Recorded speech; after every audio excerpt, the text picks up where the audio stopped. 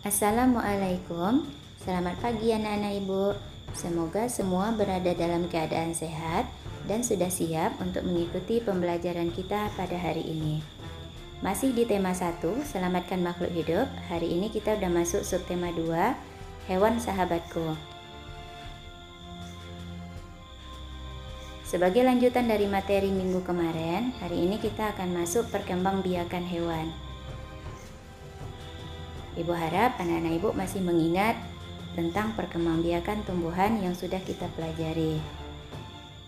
Sebelum kita masuk materi, mungkin anak-anak ibu ada yang punya hewan peliharaan di rumah, mungkin ayam atau ikan atau burung. Pernahkah kamu berpikir bagaimana cara hewan-hewan tersebut berkembang biak? Nah, untuk mengetahui jawabannya, ikuti pembelajaran kita pada hari ini. Karena ibu berharap setelah belajar, kamu bisa mengidentifikasi cara perkembangbiakan hewan, kemudian manfaatnya.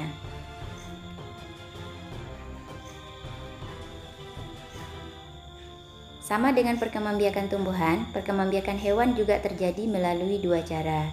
Yang pertama, secara generatif atau secara kawin atau secara seksual.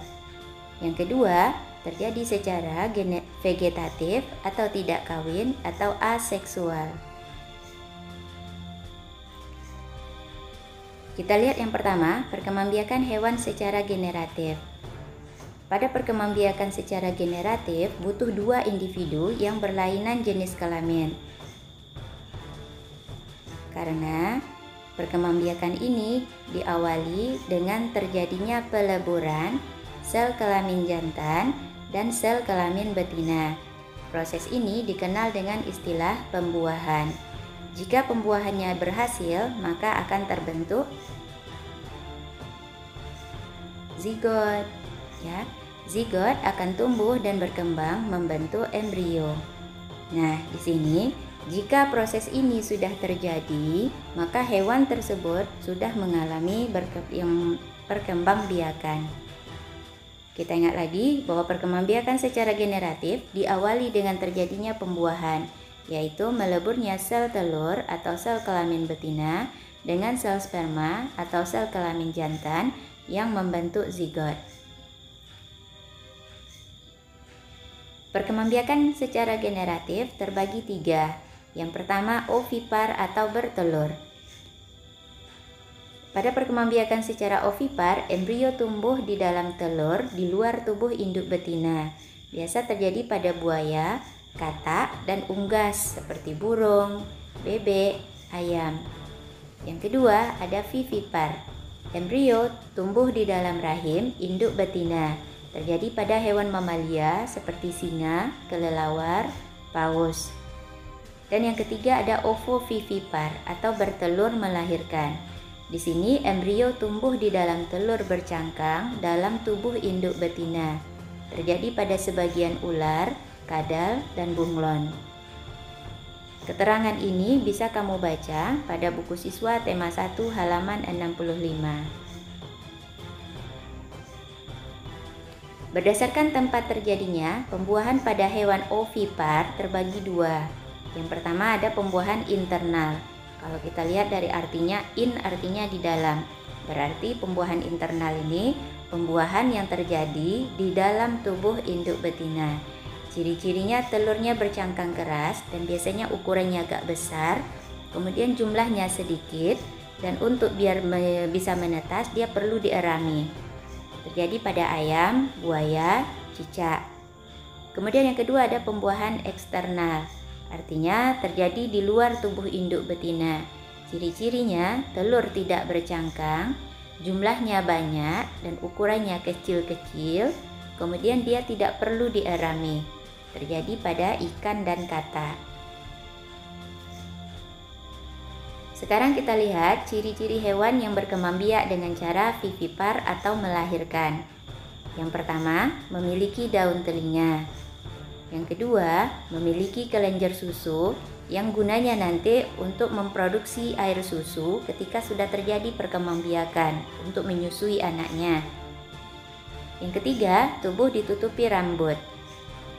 Yang keempat, punya rahim yang nanti digunakan untuk tempat perkembangan embrio. Makanya pada hewan yang vivipar ini dia mengalami masa mengandung.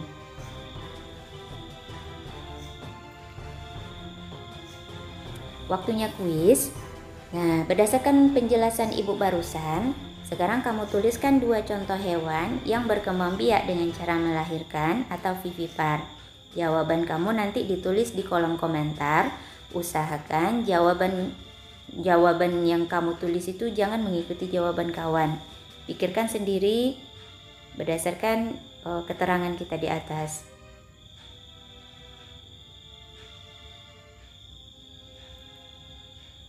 Sekarang kita lihat manfaat perkembangbiakan hewan secara ovipar dan vivipar.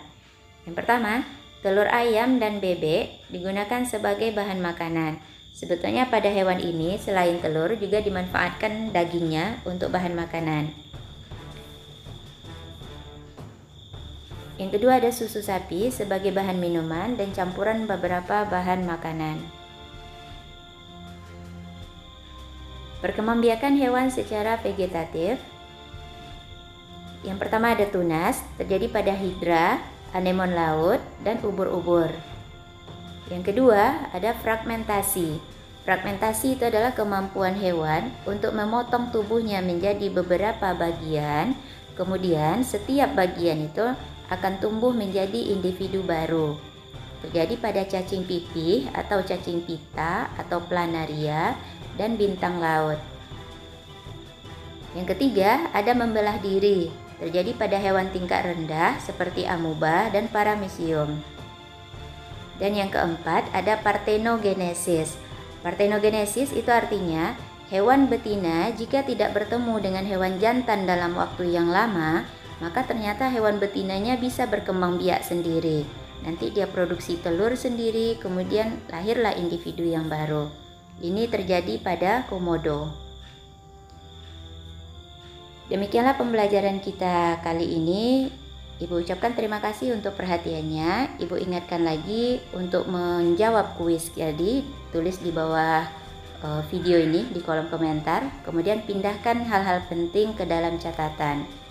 Assalamualaikum warahmatullahi wabarakatuh.